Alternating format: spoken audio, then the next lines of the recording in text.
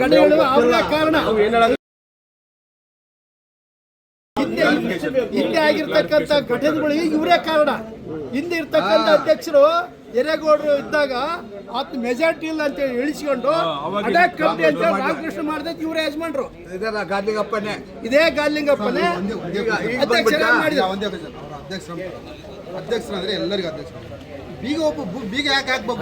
ಬೀಗ ಒಂದೇ ಒಂದು ಕ್ವಶನ್ ಅವರಿಗೆ, ಬೀಗ ಯಾಕೆ ಹಾಕ್ಬೇಕು? ಅಧ್ಯಕ್ಷ ಅಂತ ಕಾನೂನು ಐತಾ? ಸ್ವಂತ ಆಯ್ತಾ ಇದು?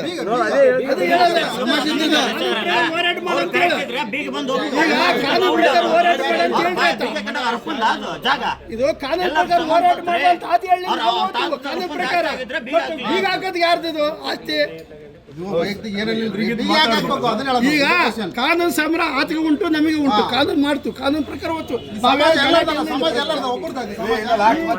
ಬೀಗ ಆಸ್ತಿ ನಮ್ಮದು. ಈಗ ನಮ್ದು ಸ್ವಂತ ಆಸ್ತಿ. ಅವತ್ತು ನಮ್ಮ ತಂದೆ ಸ್ವಂತ ಅಕ್ಕದ ಮಕ್ಕಳಾಗಲೇ ಬಿಟ್ಕೊಟ್ಬಿಟ್ರು. ಇವ್ನು ಗಾದಿಗಪ್ಪನ ಒಂದು 100 ರೂಪಾಯಿಗೆ ಅವ್ರ ಅಪ್ಪ ಅಲ್ಲಿ ಆ ತಾತ ಅಲ್ಲಿ 100 ರೂಪಾಯಿಗೆ ಕೊಟ್ಟಿದ್ರೆ ಚಾಲೆಂಜ್ ಮಾಡ್ತಿದ್ವಿ ಇವತ್ತು. ವಿಚಾರ ತಿಳಿಸ್ಬೇಕು. ನೀವೇ ಬಂದು ಬೀಗ ಹಾಕುವ ಹಂತಕ್ಕೆ ಹೋಗ್ತೀರಂದ್ರೆ ಇಡೀ ಸಮಾಜಕ್ಕೆ ಮಾಡಿದ ಅವಮಾನ.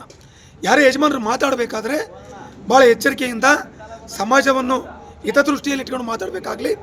ಬಾಯಿಗೆ ಏನು ಬರುತ್ತೆ ಅದನ್ನು ಮಾತಾಡಿದರೆ ಅದು ಸಮಾಜದ ಹಿರಿಯರಿಗೆ ಶೋಭೆ ತರ್ತಕ್ಕಂಥದ್ದಲ್ಲ. ಆಮೇಲೆ ಬಳ್ಳಾರಿ ಜಿಲ್ಲಾ ಕುರುಬರ ಸಂಘ ಅಂತಂದರೆ ಅದಕ್ಕೆ ಆದಂಥ ಒಂದು ಗೌರವ ಇದೆ.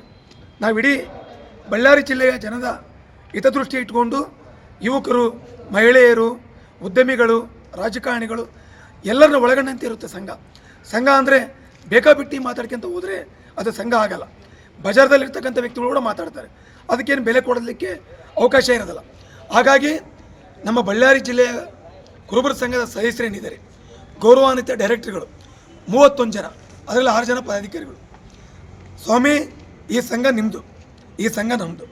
ಅದಕ್ಕಾಗಿ ನೀವೇನಾದರೂ ಬಂದು ಕೇಳಂಗಿದ್ರೆ ಬಳ್ಳಾರಿ ಜಿಲ್ಲಾ ಕುರುಬರ ಸಂಘದ ಕಚೇರಿಗೆ ಬಂದು ಕೇಳಿ. ಅದಕ್ಕೆ ಪ್ರತಿಯೊಂದಕ್ಕೆ ಉತ್ತರ ಕೊಡಲಿಕ್ಕೆ ಸಂಘ ಜವಾಬ್ದಾರಿ ಆಗಿದೆ. ಆದರೆ ನಾವು ಇನ್ನೊಂದು ಬಯಲ ವಿರುದ್ಧ ಮಾಡ್ತೀವಿ ಅಂತಂದರೆ ಅದು ಕಾನೂನು ಒಪ್ಪಲ್ಲ, ಬಯಲನೂ ಒಪ್ಪಲ್ಲ, ಇಡೀ ಜಿಲ್ಲೆಯ ಸಮಾಜನೂ ಒಪ್ಪಲ್ಲ.